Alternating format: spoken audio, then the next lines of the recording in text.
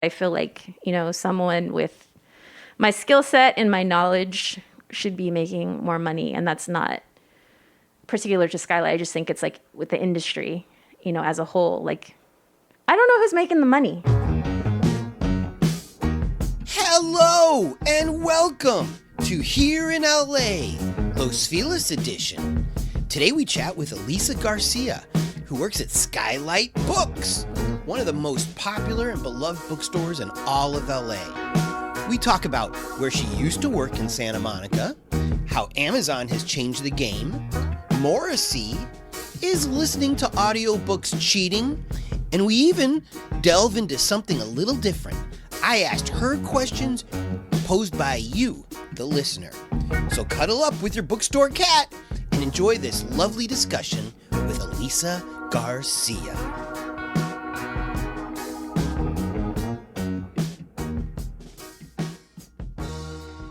Okay, so Skylight Books is where you work. Yes. How long have you worked there? It'll be 4 years, actually, in January. I'm so happy that you're talking with me today then. Yeah. I just wrote an email to Skylight, right. And I said, this is my show. You've probably none of you have heard of it. Uh-huh.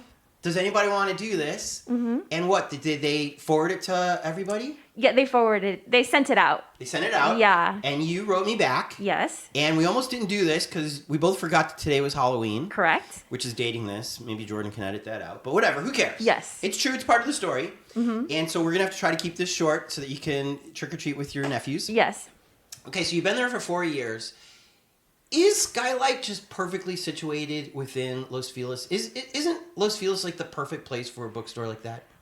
It truly is, and I think that's a significant reason why Skylight is still around and thriving at this moment in time. It is thriving. It is. I'm so happy to hear that. It is.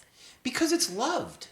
Even if, I mean, again, I have a ton of books. I was a poetry major. I mean, okay. I love books. Okay.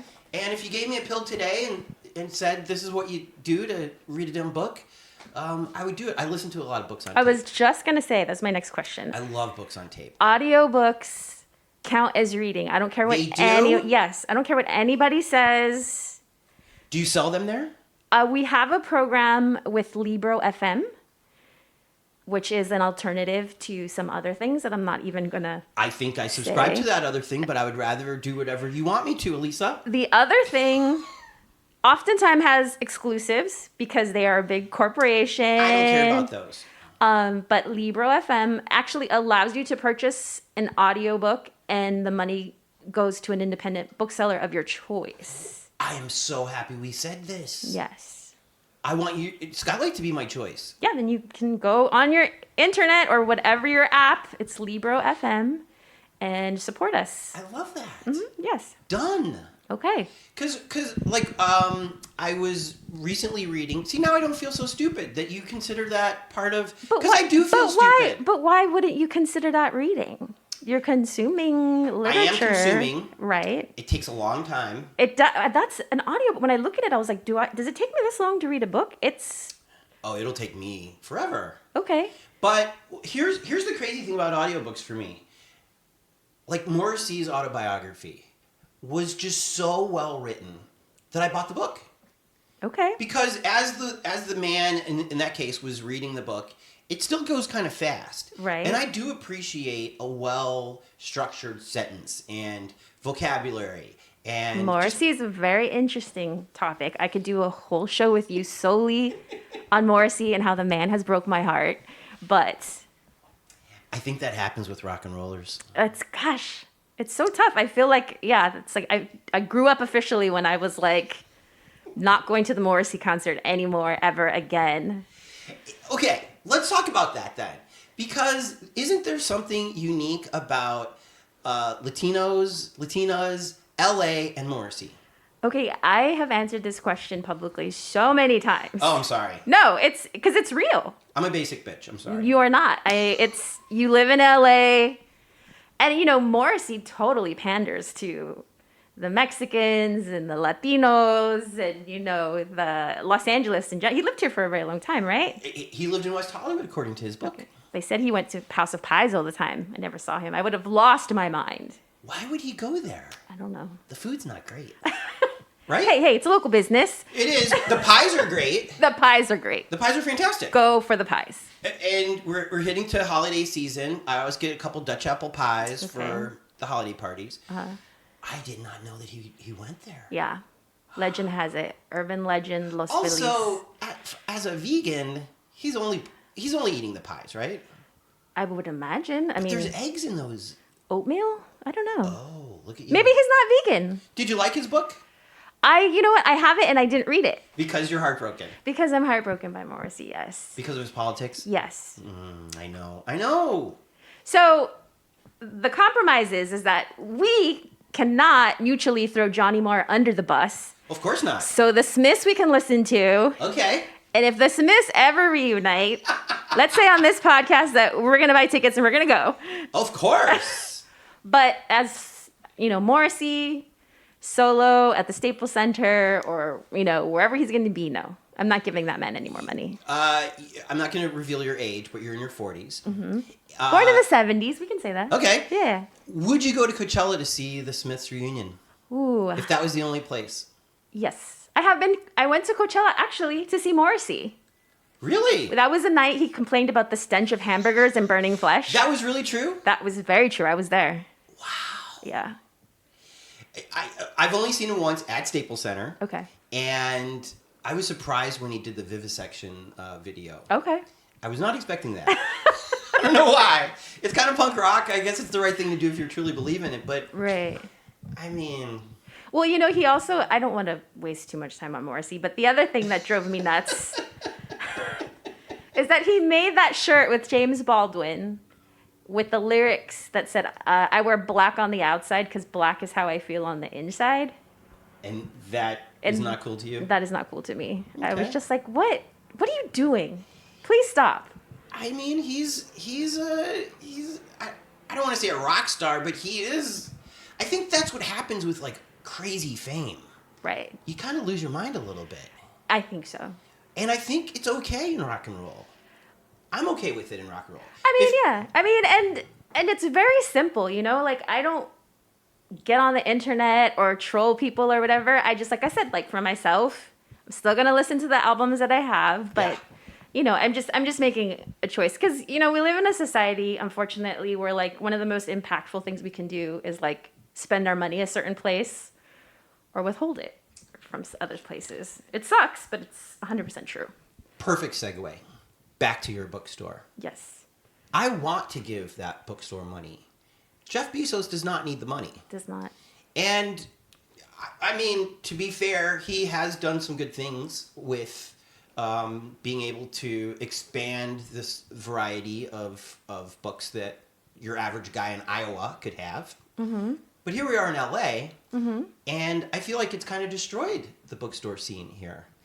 It completely has. So we've already established that I was born in the 70s.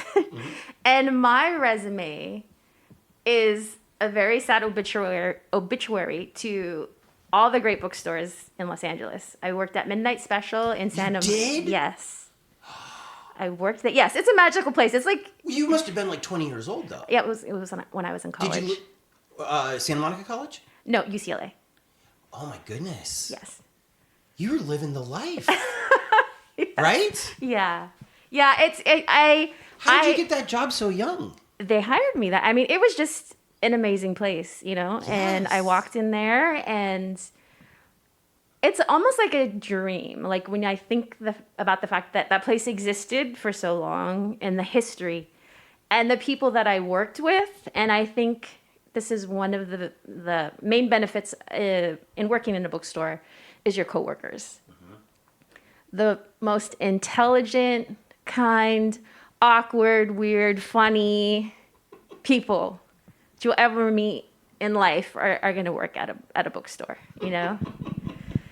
And so, yeah, I worked at Midnight Special at two different points in my life. I worked there when I was in college, and then I went back there after I had my second child. And then I was there for a while, but the commute was just too much because I was living in Highland Park at the time. Oh, my God. But I really loved the space, and they really loved me. And then there on 3rd Street, it was, at that time, it wasn't so much the internet, it was the big box stores like Barnes and Nobles and Borders. I forgot about Borders Yeah. was there. It doesn't even seem fair to lease to those guys with Right. Midnight Special there. Like, Right. I mean, I can understand Barnes and Noble because it's so huge, and I guess they can offer a coffee shop and all these magazines. But you guys had magazines. We do. I don't know if I mean, I wouldn't have done that to you. I mean, the thing is that I don't believe in shaming people. Even like with Amazon, books are expensive. And if you love to read and you don't make a living wage in Los Angeles, I can totally understand why you would shop online. Right. And a lot of people wouldn't be able to read, but that's a bigger question that the industry needs to reckon with and figure out. Because books are going to last forever. Bookstores, it's a different thing, you know? So Skylight's hanging in there.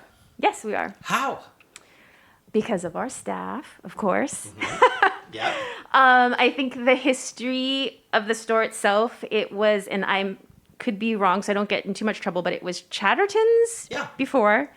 And then they went out of business, and I guess people in the neighborhood wanted to maintain the neighborhood bookstore. And we just celebrated our 25th anniversary this Saturday. Congratulations. Yes. Did you do anything special at the store? We couldn't do the usual like champagne and cake and festivities. So we just had a sale and it was a big hit, and we got some new merch, and we did what we could, and people really responded to it. People really respond to the store, and I just think it is just I keep saying it, but it's a very special place at a very unique period of time. And I'm hoping that little by little we hear of little bookstores opening up all over LA, and I'm hoping that we're getting back into that phase. Because when I worked at Midnight Special, there was like you could throw a rock like in any direction and hit like an independent bookstore, and now it's not like that at the moment.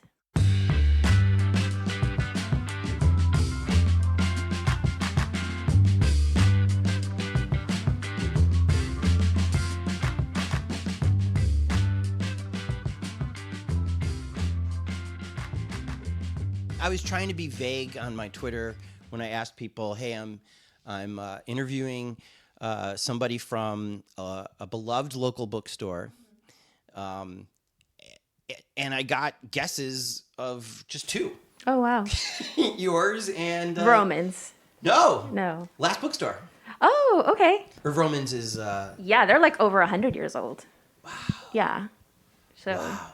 So, okay. So one of the things that I love about your store is when you have readings there. Yes. How often do you have readings there? Wow. Well, now, because of the pandemic, everything pretty much has been Zoom. Everybody's been doing that. So we have multiple book signings and readings in a day, which is insane. I was not aware of this. Yes. I need to go to your website. You need to go to the website. Skylightbooks.com? Mm-hmm. Simple as that? That easy. And do I have to pay anything to listen to these authors? No. So I listen, and if I really like them, I can come into the store and get an autographed copy. And 9 times out of 10, not all of right now because of the way things are working, but generally, we used to have about 4 to 6 events, book signings, a week. It's really crazy. And now what we're doing is that we just we'll have like a Zoom discussion with the author online, and then the author will come in and sign the book for people, but just like in and out. Right. So. Does that really drive sales, these autographs? I mean, it does generally. And then we have we just had a book signing with Angelina Jolie. What? And Amnesty International. And that was like... Angie was in the neighborhood and did not knock on my door? She didn't. She was too busy signing books at Skylight. Sorry. What was that scene like? Were you there? I was there, but if you've been to Skylight, we actually have 2 stores. Yep. We have the main store, And then we have the Arts Annex, which is 1814, just 2 doors down. And so I was working in 1814 that day. Do you do that often? You switch? Oh, yes. Because I love the Annex. Yeah. Can you tell the kids about the Annex? Well, the Annex is, our newsstand is located in the Annex, and anything art related, coffee table books, architecture, photography, music, humor, zines are all located in that. My good friend Ken Layne has the Desert Oracle. Oh, yes. This used to be his apartment. What? We were friends. And We sell so much of the Desert Oracle. Do you really? A ton. And he came out with the book, right? Yep. Yeah, and he did the signing with Skylight. You know it all. I mean, I know a lot of cool things, but mostly just because I work in a cool place. And so I was looking for gifts, and I was like, oh, I'll buy a bunch of Desert Oracles for people. Nice. Good and, choice. Good choice. I forget the guy who was there, but the guy, just like you, was like, oh my God, I love Ken Layne. Yeah. And It was probably Alex. Shout out to Alex. What up, Alex? But I mean, not to pick favorites, Right. but I love the Annex, I think, a little better. The Annex stresses me the hell out. How come? Because people come in, and, it's very interesting, and I don't mean this, I hope I don't sound negative. But people confuse bookstore workers with like librarians and Google, And it's just like, I love that people hold me in such high regard and they ask me the most vague question. And when I'm not able to produce, like these books that you have in your mind that may or may not really exist in real life, it's stressful. And so I'm much more of like a fiction, history type of gal. But when you work at Skylight, you work in both stores. Oh. So yeah, you gotta get up to speed very quickly there. When I was a teen, I worked at a record store. Oh, me too. Which one? Music Plus. I worked at Licorice Pizza. Oh wow! Look at us. Some very old. Yes. But so is it like that where people would come in and say, okay, there's this song, it's really fast, and it's a girl singer. Where is it? Exactly. Is that how it is with very books too? similar. But people push it even further. They're like, I came in last week and it was a blue book with yellow letters and it was right here. Oh my God. And then when you can't figure it out, they get a little bit. This is the one thing negative I'm going to say is that when people come into Skylight or probably any independent bookseller and they're like, oh, I guess I'll have to get it on Amazon. I really wanted to support you. It's like. It hurts. It sucks. It's gotta hurt. I don't understand why you got to put us in that position. Yeah. Like, I think people need to realize that when you're supporting an independent business, you are supporting like real people in real time that are, getting paid decent wages and also like with the supply chain issues that we're facing in the world. It's really affecting books too? It's affecting everything. I went to the Apple store yesterday and tried to buy something. But yeah, books are one of the many things that are. I was not aware of that. Yeah. Wow. Like every Christmas, there's certain books that we run out of. But this year, they're just saying, to shop early and, just try to figure it out because we don't know what's going to happen. Okay, so instead of saying that nasty line that they say, sometimes you guys will say, we can order it for you. Absolutely, yeah. How long on average does it take to receive it? Well, it's a 2-part answer because we have 2 different warehouses that supply. Well, we order from like local warehouses and then there's publishers, right? And so if it's in our local warehouse, it could take about 3 to 5 days. Okay. If it's coming from the secondary warehouse, it's 5 to 7. And then if it's a publisher, it could probably take about 2 weeks.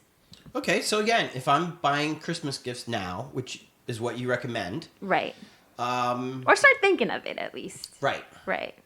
That doesn't seem crazy because I hate to say it, but sometimes Amazon takes that long too. It's not crazy because 9 times out of 10, the pushy person that's going to go to Amazon is going to buy that book and it's going to sit on their shelves unread for 6 to 7 months. So why are you pressing me? Is that the average? I mean, I just made it up. Am I? Because again, I am the basic bitch. I do buy these books and never read them. Right. But I mean, that's the point, is to have it and you know it's there. And then when you have the time or the mood strikes you, I'm not pressuring people, but I know, unless it's a gift, but I don't understand with books in particular why people are so kind of rude about, I need it in 3 to 5 days. And I'm like, ma'am, racism is still going to exist in 2 weeks. You can wait for your book. What's the hottest book right now? Ooh, in our store, well, of course, Dune. This is Los Angeles. Everybody's reading those again. Everybody's reading Dune again. I only read the first one. Is that flying off the shelves right now? It's flying off the shelves right now. Did they make a new version? Charles, our buyer, does not buy those. So if you're looking for Dune without Timothée Chalamet on the cover... But that's what I want. Okay, then we can order that for you. Can you really? If you want the movie, maybe shout out to Zendaya. You maybe want her on the cover of your book. Is that possible? I don't know, because we don't have that cover, but we can... So Charles is just old school? Like, what would you call that? He's a traditionalist? I mean, he's been the sole buyer of Skylight for, since its existence, pretty much. Odd that Charles didn't want to talk to me. He's busy, okay? Oh, good. All right, fine. He's going to kick himself when he hears this. He will, yes. He's going to be like, boy, she was good. He blew it. You blew it, Charles. It's fine. I'm glad I'm talking to you.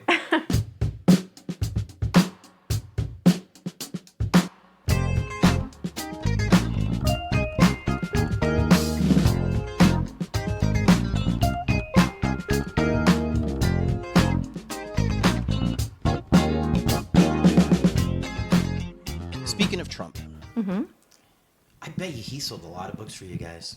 Because I know I read a lot of kind of anti-Trump books while he was in office, and now there's a new one that I'm listening to. Okay. Which is really more about Biden.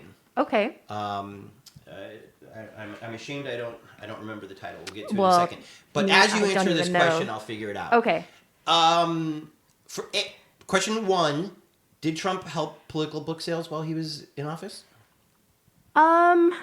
It's tough to say. I mean, because there are a lot of books that we don't have because we cater to our immediate community and their reading tastes. You are so good at this. But if someone wanted a Trump book, we would order it for you. I don't no mean problem. a Trump book. I mean that there were Washington Post writers. There was a lot of the Trump is crazy books. There was a book where some guy literally offered to pay me like $300 for, and because with certain books, not all books, we have street smart dates. It's like in the record biz, when a record comes out. Oh yeah. Right now they moved it to Fridays. Music comes out on Fridays, and so you can't sell this book or this record prior to the release date. Right. And so I remember there was a Trump related book. I can't quite remember. There were so many. There was so many. And I was like, oh, no, we don't have it. We have a bunch on order. I can order for you. He's like, well, I work for Newsweek. I don't remember exactly. I don't want to throw any journalist under the bus. But he was like, I'll pay you $350 if I could get it today. And I was like, sorry, bro. Like, can't help you. Is there a number that you would have gone for? I don't think so. I mean, you're putting your job at risk. Right? Yes. It's going to have to be like triple my annual salary. Right. Mr. Yeah.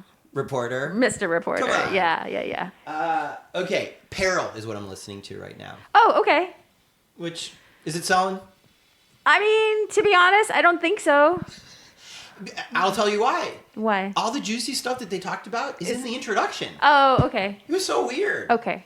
I was like, wow, look at all, like, even the introduction's great. And then I got to chapter 1, and I was like, oh, this is really about Biden? Mm-hmm. Okay, fine, whatever. I mean, it's interesting to hear how he wasn't a front runner and became one. I mean, that's why I like political books, because these reporters were on the trail with all these guys and ladies, and just telling you how it is. And my memory is so messed up Right. that I forgot about all this stuff. Right. So it's nice to listen to that. Yeah. Well, let me pose some questions from the audience. Okay. This is a stressful part. Are you stressed? A little bit. You shouldn't be. Brenda asks, Hi, Brenda. what's your favorite little-known book of all time? Ooh. Is that a good question? That's a really nice question. Thank you, Brenda. Well, Oh, this is so hard. And you know what? I knew I should have prepared. I was like, I should think of like... I'll tell you what mine is. It's Cruddy by Linda Berry. Oh, but that sounds really... Linda Berry sells very well at Skylight. I'm so glad to hear that. We always have that in stock. Guarantee you. Here's my only problem with that book. She has a map at the beginning. Okay. That tells the plot, basically. Okay. And so when I give them to friends, I'm like, ignore the map. Okay. Because I like to be surprised. Right. Don't you? I do. Right. Excuse me. I really do. Yeah. I hate spoilers. Right. Right. So is there... I mean, I'm sure there's many. There is many. I guess I'm going to throw out... I was just talking about this book today. It's a classic, Mexican classic. It's called Battles in the Desert. And it's one of my holiday picks because Skylight makes this amazing catalog where they do it at a lot of, like they do it at Amoeba and a lot of independent businesses. But we, each staffer chooses 5 books. It could be whatever you want. It could be an old book, it could be a new book, just something that you think people would like. And we put it all in the holiday catalog. And so you can probably pick that up probably in a few weeks at Skylight. I have a friend who I used to work with, Rosie, who has some questions for you too. Okay. And she basically said that she read like a book every other day because she has quote unquote no life. She ended up with a boyfriend because she's wonderful, but he really likes watching YouTube. So I don't think that their relationship has hindered her voracious reading, but she doesn't go out and party. She's not going to soccer practices. Right. And I guess she lived close to work. So, and she just loves it. Yeah, I have a friend who's a mom of a young child, but Jolene has an hour lunch, and she reads on her lunch break. I dream of having an hour lunch. You know, I work in retail, right? It's like 30 minutes is like, ugh. It takes you that long to open your app these days. But yeah, I mean, I don't think because you read a lot means you enjoy reading more or less. I think everyone has their own reasons for reading, and we all enjoy it. You know, it is something. It's very different. personal. It's very personal, I think. But also, reading the book is different than watching it on TV. Right, but I watch a lot of TV too, though. Mm-hmm. Like I'm gonna go home and watch Succession and Insecure. Oh my God, I just caught up with Succession. Okay. And I really like it. Yeah. Such interesting characters. Yeah. Okay, so this was... so I asked Rosie, I said, tell me something cool and controversial in the current book world so that I don't seem stupid in front of you. Okay. And she said the most controversial book that she read this year was Night Bitch. Oh, I didn't read it. It has a great cover, though. She said it's about a new mom who goes feral. Right. Yeah. But she did not like it. Okay. So I said... So I'm not going to read it. Shout out to Rosie. Oh, yeah. She's awesome. Totally awesome. She said her favorite book, though, this year is called Crying in H Mart. That when you asked me what the bestsellers are at Skylight, that has been #1 at Skylight probably for the past 3 months now. So sometimes the bestsellers, because different than being in a record store, where the bestsellers are usually like, why? Right. Why? But in books, it's for real. It's because they're great, right? Well, not necessarily, because when I look at the New York Times bestseller list, it doesn't rarely cross over with what our bestsellers at Skylight are. But I know Crying in H Mart is a phenomenon. I know that they're turning it into a movie or to a Netflix series. I would hope so, right? Right. But yeah, I have a signed copy that I need to read. Oh. Everybody loves it. Everybody loves it. And I'm glad Rosie loved it too. Rosie is a phenomenal person who I miss working next to very badly. Okay.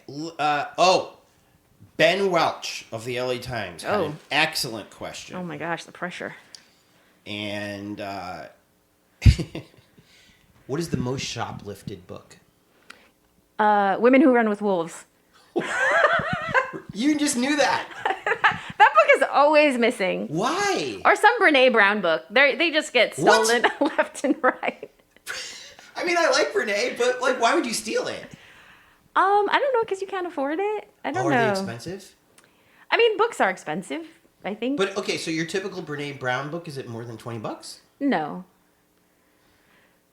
I mean... Do you guys have little... I can't can't go into the security situation at Skylight. I wish you would. But Okay, let me ask you this though. Women Who Run with Wolves is a mass market paperback size. So it's easy to stick in your They've pocket. been going into people's pockets. I would not expect that at your bookstore in Los Feliz. Because it's like kind of upper middle class, right? Your average person there has a few bucks. Yeah, yes. I'm not gonna act like. Yeah. Yeah. I mean, compared to my neighborhood, Right. It's, I would say, doubly. It's twice as affluent as where we are right now in East Hollywood. Yes.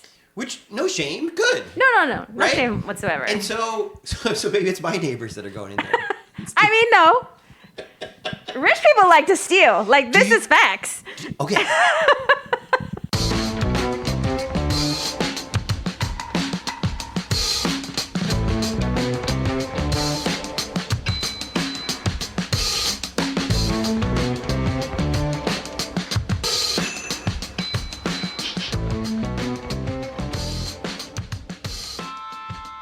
So when I was in Santa Barbara, I almost every day watched our security people run out the door, grab a guy, bring him in. Once, on my last day, it was a guy in a wheelchair who had just put a bunch of stuff under his blanket and wheeled his way out, and then pushed him back in. Right. Do you guys catch your thieves? I mean, I don't know if I could say All right. on the podcast, but I mean, I thought it was exciting to watch people get caught. And I was also just shocked because it's like, this is... I mean, if you're stealing a book, though... Just save a few dollars. Right. Do a GoFundMe. It'll take you Right. 5 minutes. Yeah. But Go steal from Borders or Barnes & Noble. oh my God, look at you. But when people steal condoms, it's because they're embarrassed. Are the books that get stolen there, are they, so you're gay? Oh, no. Like that kind of stuff? No. This is just people saying, Yeah. I'm just going to steal today. Wild women stealing Women Who Run with Wolves.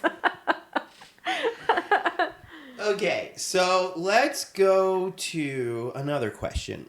Well, you asked me this question. I'm going to scroll on my phone because I'm so embarrassed that I don't know the author of my favorite book that I just told you about. Steve asks, what's the most popular book at your store during the pandemic? Well, this is an interesting question because, George Floyd was murdered over the course of the pandemic, and there was a huge push or awareness around anti-racist books, and a big push for people to educate themselves and read more Black authors. Good. So we had just this, really crazy thing where, I mean, we sell James Baldwin, we sell Toni Morrison. These are serious staples of our store. But well, your window had a beautiful display of Black authors during the heat of Black Lives Matter. okay. You don't remember? I mean, I just feel like we do a very good job of representing a lot of different experiences and voices at Skylight, and we could also always do better. But again, Baldwin and Toni Morrison and Alice Walker and Angela Davis, these are all books that we always have in stock, and so it was very interesting to see this huge surge of these books that we just, how I said we had 40 copies of Dune for 45 years at Skylight, and they were all gone in a day. It was very similar to that experience. And then, there was, White Fragility and all these books, just kind of I was reading, and I'm going to not say it correctly, so forgive. I'm not a statistician or whatever, but SO1 Books, which is a historic Black-owned bookstore here in the city and is a gem. You should maybe interview them at some point. Essalon? SO1. Essalon. Yeah. Okay. And I think they had said something to the effect that they made more in that summer of 2020 than they had in the entirety of 2019. Wow. And it's inspiring, but it's also infuriating because it's just like, they've been here for years and years and have served the Black community specifically and, people of color specifically in the city for years and years and years. And it just took, I'm not going to say that, but it brought an awareness. And it's just, I hope that people continue to be inspired by their work and to support places like Essawan, and it's unfortunate that these really tragic, horrible things are happening, and it takes something so extreme like that for a Black man to be murdered, for people to be like, oh, maybe I should read a book about police brutality or someone's reality someone's experience other than my own. Yeah. So. Well, I think people who visit local bookstores want to, when they talk, they want to sound smart, and they want to be educated. Mm-hmm. And so if they're going to talk about Black Lives Matter, there's more than just listening to NPR. Right. And reading the newspaper. Right. And a book can get into details that those others can't. Right. And so I don't blame them for doing that, because if they talked about these issues 5 years ago, it's like, they'd be like, why are you so hung up on this? Right. Black people have been screwed with forever. Right. Why do you care? Right. Well, now we're allowed to care. Right. It seems like. Yeah, I mean, I definitely, I don't want to discourage people. I don't want to sound negative in any way about people, all of a sudden being inspired to learn about like a specific topic. The history of this country is not really taught in a very truthful or honest way. And so I don't want to discriminate against anyone. And it's never too late to try to learn more. And, Skylight is definitely a place where we welcome that and encourage that, and the best part of my job is that I learn new things every day from my customers or, the people that I work with, or even, the book industry. So these customers will say, oh, there's this great book and you've never heard of it? Oh, yeah. Yeah. It's and then they'll read it and be like, oh my God. Yeah. Yeah, it's like, similar to working like in a record store or any place like, or like a comic book store, or, even like, you're into whatever you're into and you meet someone and you pass on something. So it's a two-way street over there. I've been a bookseller, for about 26 years now. Wow. I went to school and I had intended to be a librarian like my father, and I became a young mom and then, fell into book selling, and it's been very good to me. But I feel like, someone with my skill set and my knowledge should be making more money. And that's not particular to Skylight. I just think it's like with the industry, as a whole, like, I don't know who's making the money, because books are expensive, but like authors aren't making a lot of money. The people that sell the books aren't making a lot of money. So. Huh.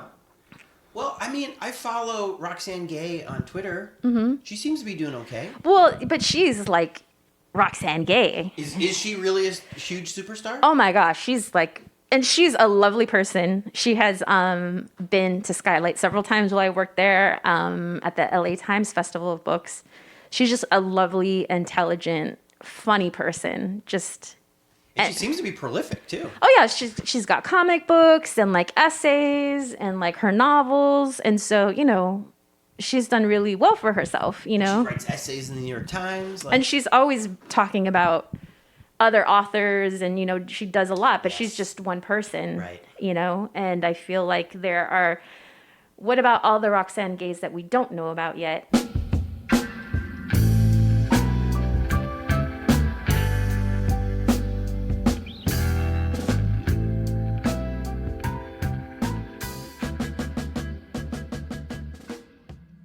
Kim asks, do you ever decide not to sell a book that is popular because it does not align with your own beliefs? Well, I don't order the books in the store, like I said. That's Charles's job. And I think, we're not Amazon. So, and we have a budget. And we have to think, again, we cater to our community, but we don't discriminate against anyone. There you go. So there was a book that I personally, it was a novel called American Dirt. And Why does that sound so familiar? because There's a lot of... there was a lot around it. It was Oprah had chosen it for her book club. And I felt, and a lot of people felt, that it was a very, very derogatory kind of portrayal of Mexico, narcos. It was just like, and it was, because it was like, the thing was, if they had marketed it like a Don Winslow book, that would have been fine. But when people started saying American Dirt was the grapes of wrath of our time and it gets you to understand the Mexican experience, I was like, hell no. Full stop. Was that your little postcard on top of the book? No, well, there was this huge discussion in the store about like, we don't want this in the store. Really? Yeah, I mean, and again, there was some people on staff that felt very strongly. Like, I was like, no, we don't need to carry it. If people want to order it, we will order it for them. Aha. Make them wait 5 days. Make them wait 2 weeks. But on the other hand, you're a bookstore, you got to sell. Exactly. And it was an Oprah book. So Right? good luck with that. It's going to sell. Yeah. So my whole thing was that, when someone asked for it, I, of course, got it for them. When they asked me about it, I was very measured and gave my honest opinion. I read about 100 pages of the book. So it wasn't like I just, opened it and was like, this is trash. But a Latino USA, which is a podcast, I think on NPR, did a really, really, really in-depth kind of story around it, if anyone is interested in it. And it was great. But it was a book that, we did carry, but a lot of us felt like very strongly about. And that's the thing with, libraries and bookstores is that you don't want to participate in censorship at any time. Right. But at the same time, there are some very awful books out there, And I'm sure if somebody asks your opinion, you'll tell the truth. Yeah. Right. But I don't offer it up, and I would never shame anybody. Like, I'm just not that type of person, and I just think booksellers and librarians in general are not that way, but we definitely have our own personal feelings, which we're entitled to, I think.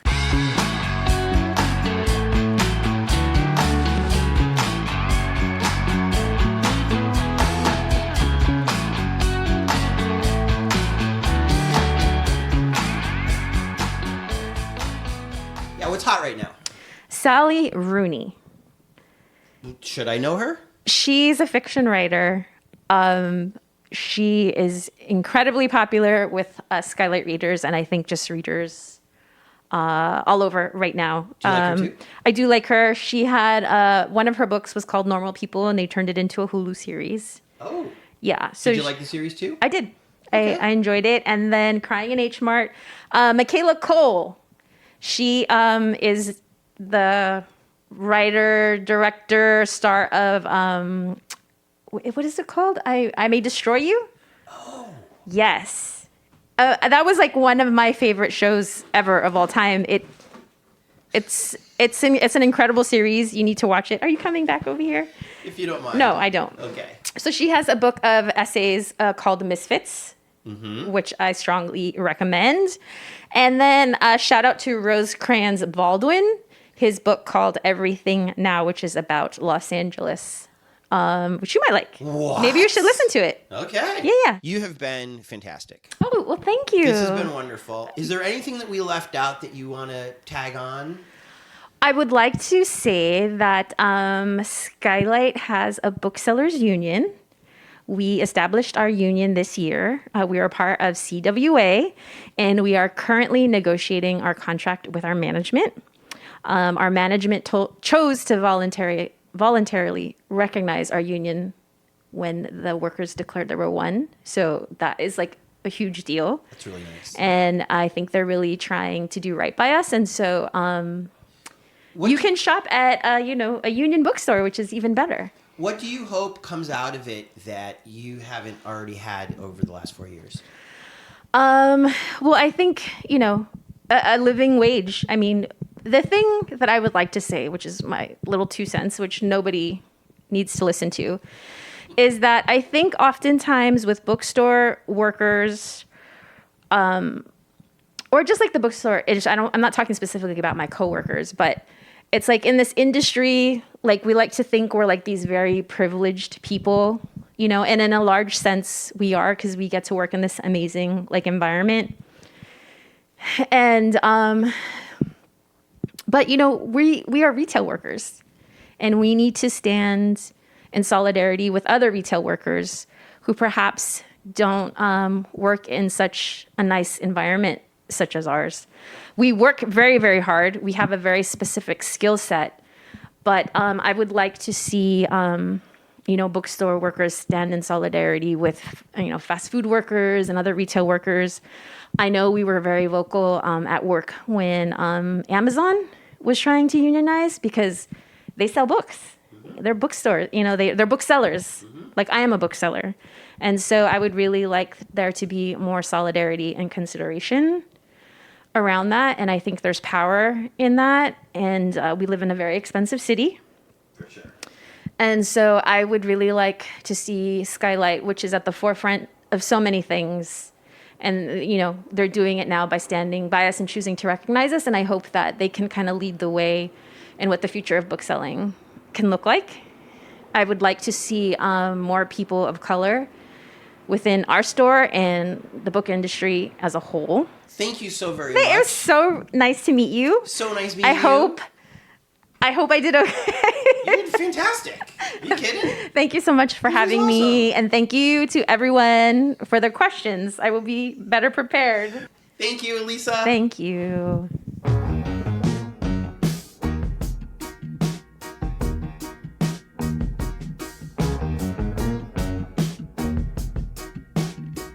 How great was Elisa? You know who else makes us happy to be alive? Our Patreons, who always have a great book recommendation for us. When you stoke us, you're saying, Tony, Jordan, here's a paperback. Oh my God, here's a bestseller in hardcover. Or, you know what? Here's a coffee table bad boy for you and you. Every book you hand over helps us keep this insane project rolling. So shout out to our Patreons, Nancy Rommelman, Allie Miller, Sean Atlow, Matt Mills, Sean Wallace, Greg and Molly, Jamie Taylor, George Wright, Mark Johnson, Kira Ann, Barney Grinke, Ben Welch, Henry Furman, Jen Adams, and our lovely pal, The Lonely Chair. Want to hear your name at the end of next week's show? Go to patreon.com/hereinla and give till it hurts. Also, shout out to our Angelinos. To be an Angelino, all you have to do is PayPal us $25 or more, and we will list you on the Here in LA website forever. You'll also be given a number to denote how early you got in to make this dream come alive. Angelino number 1 is Allie Miller, number 2, George Wright, number 3, Rita Joanne, number 4 is Jason Sutter, number 5 is Grant Houghton, and number 6 is Rob Baker. Just PayPal your big bucks to busblog@gmail.com. Want to support us, but you just got sentenced to 40 months in the hole? You can still help. Have your sister post your favorite episode on her Facebook page. Tweet something nice. Tell your friends. Tell all your friends. Tell them that Here in LA is spelled with an A, which rhymes with Apple Podcasts. It does. And Spotify and Google Podcasts. Here in LA is produced by myself, Tony Pierce, and a man who's working on a tell-all to him himself, Jordan Katz. Editing, mixing by Jordan Katz. Songs by Orgone and Jordan Katz. Special thanks to Cindy for creating the logo, Jen for inspiring me to do this, and all the cool kids who give new books as gifts during the holidays. Stop stealing, bro!